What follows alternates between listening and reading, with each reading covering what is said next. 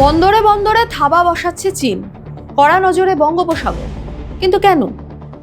কোথাও কি গুরুত্ব রয়েছে এই বে অফ বেঙ্গলের?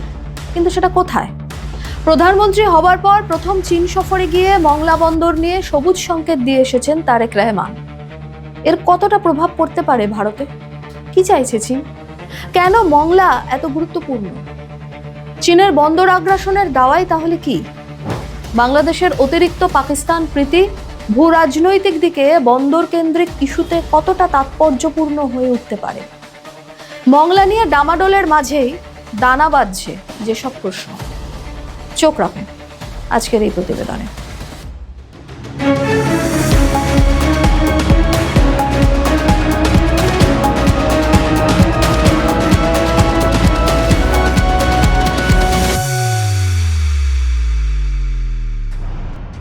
বাংলাদেশের প্রধানমন্ত্রী তারেক রহমানের চীন সফরে প্রথমেই যে বিষয়টি উঠে এসেছে তা হলো মংলা বন্দর। সোশ্যাল মিডিয়ায় উঠেছে বিতর্কের ঝড়। কি হতে চলেছে মংলার ভবিষ্যৎ? চীন কেন এত ঝাঁপিয়ে পড়েছে এই বন্দরে? এতে ভারতের কি কিছু যায় আসে? কি বলছেন বন্দর বিশেষজ্ঞ গৌতম চক্রবর্তী? আসুন শোনা যাক। মংলা নিয়ে আলোচনা, মংলা নিয়ে এগোনো পিছনো ভারত এবং বাংলাদেশের সঙ্গে বহুদিন ধরে চলছে। এটা আজকের ঘটনা নয়। চায়না এগিয়ে এসে তাদের কাছে প্রস্তাব দিল এবং আশ্চর্য রকমভাবে আমাদের একেবারে প্রায় বলতে পারি বাদ দিয়ে, সেই এটা সিনেমাতে যেমন সুইপ শট থাকে না, মানে এরকম করে সরিয়ে দেওয়া, ওয়াইপ আউট করে দিয়ে ইন্ডিয়াকে, চায়নাকে নিয়ে আসা হলো সেখানে। এবং সেখানে চায়না এখনও যে পুরোপুরি কাজ শুরু করেছে বিরাট করে তা নয়, জায়গাটা পেয়ে গেছে। তার ফলে তার যে হিন্টারল্যান্ডটা, তার আয়ত্ত সেটাও এসে গেছে। সে সেখানে অনেক কিছু চাইলে করতে পারে। 2015 থেকে ভূ রাজনীতির টক অফ দ্য টাউন এই মংলা। বঙ্গোপসাগর এর সঙ্গে কতখানি জড়িয়ে? বাংলাদেশের অন্যতম প্রাচীন বন্দর চট্টগ্রাম হলেও দৌড়ে মংলার গুরুত্ব ঠিক কতখানি? এখানে একটু আরেকটু অন্যরকম, বন্দরকে মাথায় রেখে ভাবা যে বন্দর প্রথমে এই তারপরে ওই হবার পসিবিলিটি আছে। কারণ হচ্ছে তার ঠিক কিছু দূরেই রয়েছে আরেকটি বন্দর। সেটিকে কী অবস্থা হয়েছে আজ? তার নাম পেকুয়া বন্দর। Pekua is a port in Bangladesh, যেটা একদম পুরোপুরি সাবমেরিন পোর্টে ডুবোজাহাজে রাখা হয়। এখন এই মুহূর্তে বোধহয় 12টা ডুবোজাহাজ আছে ওখানে, এবং তার সমস্তই চায়না থেকে সংগ্রহ করা। বাংলাদেশের মাতার বাড়িতে থাবা বসিয়েছে জাপান, তেমনি মংলায় চীন। ভূ রাজনীতিতে যারা একে অপরের প্রতিদ্বন্দ্বীও বটে। বঙ্গোপসাগরের অবস্থান ও তাৎপর্য ঠিক কোথায় এখানে? আপনি যদি প্রথম বিশ্বযুদ্ধ দেখেন, দ্বিতীয় বিশ্বযুদ্ধ, তার আগেরটা রেকর্ডেড হিস্ট্রির দিকে আমি আরও যাচ্ছি না, প্রাচীন হিস্ট্রির দিকে, কিন্তু সেখানে তো কি হয়েছিল? একটা এমন সময় ছিল যখন জার্মান জাহাজ এমডেন এই বে অফ বেঙ্গলে এসে পৌঁছে গিয়েছিল চেন্নাই বন্দর থেকে। তখন তো চেন্নাই বলতাম না, ম্যাড্রাস বলতাম। দুর্গ ছিল সেখানে, এখানে একটা ছিল, এসে গিয়েছিল।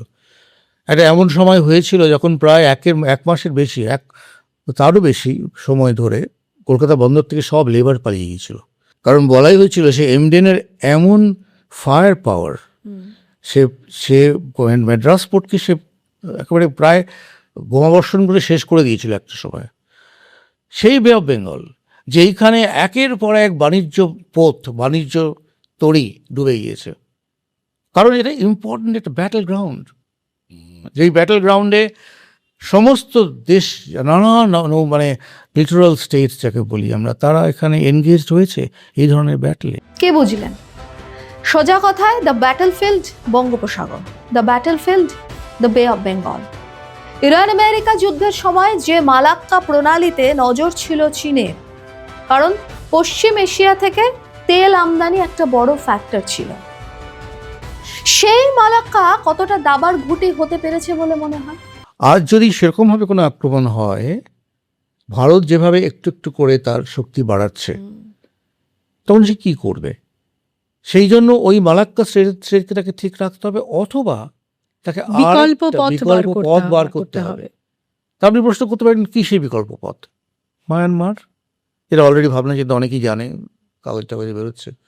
সেই মায়ানমারের ভেতর দিয়ে সিটওয়ে বন্দরের কাছাকাছি গিয়ে যে সিটওয়ে নিয়ে আমরা ভাবছি এখন একটা জাহাজকে পাঠিয়েওছি, সেখান থেকে আরেকটা কালাদান হয়ে একটা রাস্তা আমরা একদম উত্তর নর্থ ইস্টের দিকে নিয়ে যাব, সেইখানে সেও ভাবছে সে একটা রাস্তা তৈরি করবে যেটা বাংলাদেশ মায়ানমারকে এক করবে in the Bangladesh Myanmar China corridor.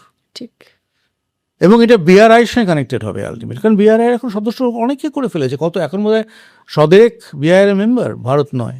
এই যে গুটি এদিক ওদিক দিয়ে দেওয়া এবং তার কোনোটা গুরুত্ব কম কোনোটা গুরুত্ব বেশি, এই খেলাটা এটা দিয়ে শুরু করলেন আপনি বঙ্গোপসাগর কেন ইম্পর্টেন্ট, এই খেলাটাই জন্যই বঙ্গোপসাগর এই মুহূর্তে খুব ইম্পর্টেন্ট। বন্দরের দ্বৈত চরিত্রে মংলা কতখানি তাৎপর্যপূর্ণ, মংলা ঠিক কোথায় ভারতের জন্য ম্যাটার করে, আসুন শোনা যাক। এই মালাক্কা স্ট্রেইটটাকে মাথায় রেখেছে ভারত, যার জন্য এই যে আমরা নিকোবর গ্রেটার নিকোবর যে প্রজেক্টটার কথা আমরা বলি, ডিপ সি প্রজেক্ট, এবং তাতে আমরা বলি এটা বাণিজ্যিক কারণেই মেইনলি হচ্ছে, তা তো নয়। ওই যে বললাম দ্বৈত ভূমিকা, এখানেও কিন্তু আমাদের দেশগুলো সব দ্বৈত ভূমিকায় আছেন। দুটো অবতার তাদের, একটা হচ্ছে বাণিজ্যিক অবতার আর একটা হচ্ছে সামরিক অবতার। ভূ রাজনীতিতে ইদানিং চট্টগ্রাম, মাতারবাড়ি, পায়রা বন্দর ঘুম কেড়েছে বেইজিং এর। বে অফ বেঙ্গল ঠিক কতটা গুরুত্বপূর্ণ সেদিক থেকে বিচার করলে? এটা এই বঙ্গোপসাগরের এমন একটা জায়গায় অবস্থিত একটি দেশ, যার ওপরে ৭১-এর পর থেকে অন্য দেশেরা বিশেষ এগিয়ে আসতে হাত দিতে পারেনি। তারা কিছুটা আউট অফ বাউন্ডস হয়ে গেছিল। তারা, আমরা বলি না এই যে স্ট্রেইটগুলো, এক একটা স্ট্রেইট, হরমুজ নিয়ে এতদিন ধরে এত আলোচনা হচ্ছে কেন? হরমুজ এটা ফানেলের মতন। একই জিনিস বলা যায় আমাদের বাংলাদেশ সম্বন্ধে, একটা ফানেলের মতো করে এগিয়ে পড়েছে সমুদ্রে, যার কারণে আবার এনভায়রনমেন্টাল দিক থেকেও এটা খুব সেন্সিটিভ।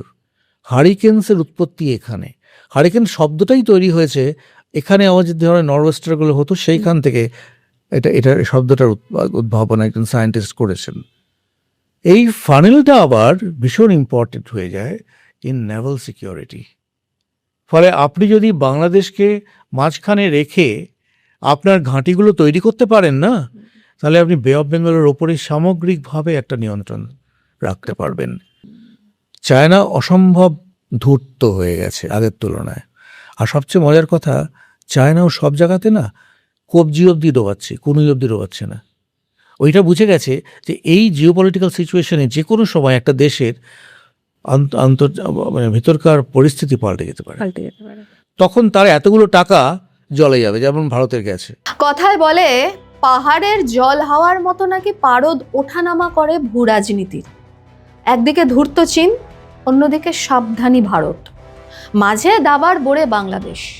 কিন্তু প্রশ্ন যেখানে, তা হলো চাইলেই কি চীন বন্দরে বন্দরে ছক্কা হাঁকাতে পারছে? মায়ানমার, সেখানে প্রতি পদে চায়না একটা প্রতিরোধের মুখে পড়ছে। তার যে ভেতরকার যে রিবেলিয়নটা তার বিরুদ্ধে পড়ছে।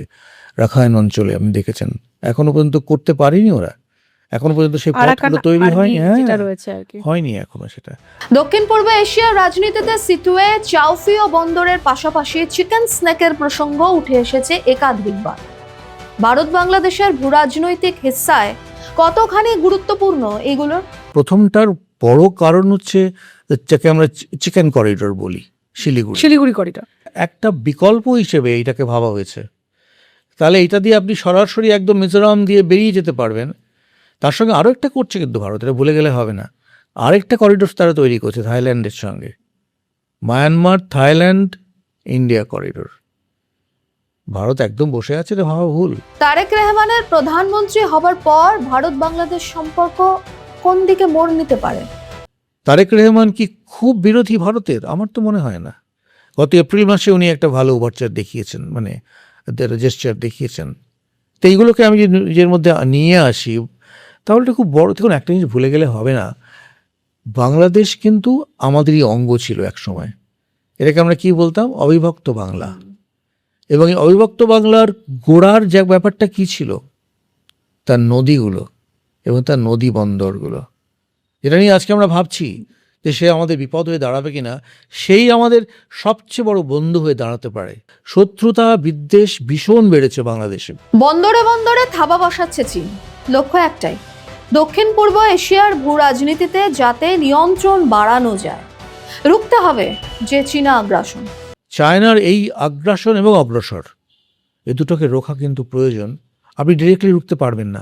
জাপানের সঙ্গে সে কী করছে, সাউথ কোরিয়ার সঙ্গে সে কী করছে, বিভিন্ন জায়গায় সে কী করছে।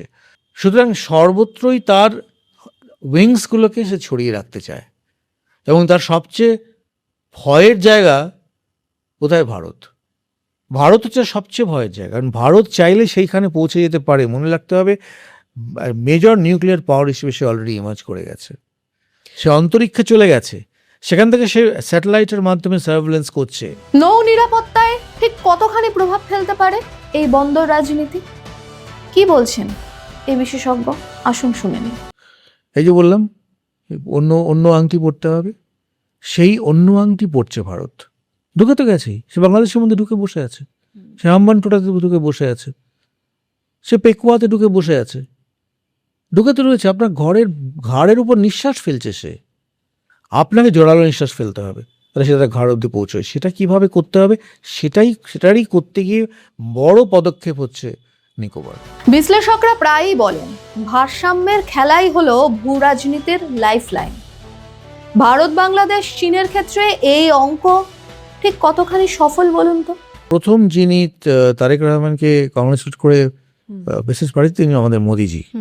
তো ভারসাম্য তিনিও রাখার চেষ্টা করছেন, তো দেরি করে হলেও।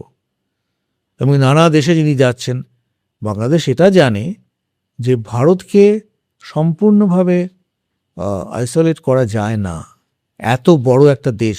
মাঝে জোকের মতো ঢুকে পড়েছে পাকিস্তান। বাংলাদেশের এখন ঘনিষ্ঠ বন্ধু ইসলামাবাদ। উঠতে বসতে বেস্ট ফ্রেন্ডের ব্যান্ড পড়ে থাকে যারা। অস্ত্র কেনাবেচা থেকে কূটনৈতিক আদান প্রদান, সমীকরণ ঠিক কতখানি উদ্বেগের? তাদের বাণিজ্য তরিত 71-এর পরে আবার এই এলো, তাদের ভেতরে ঢুকলো, তাই না? তার প্রবেশদ্বার তো খুলে দিয়েছে। পাকিস্তানের কাছ থেকে তো নানা রকম সামরিক টেকনোলজি তারা নিতে শুরু করেছে অলরেডি। কদিন পরেই শুনবেন নিউক্লিয়ার রিঅ্যাক্টরস তৈরি হচ্ছে ওখানে। দেরি নেই খুব একটা।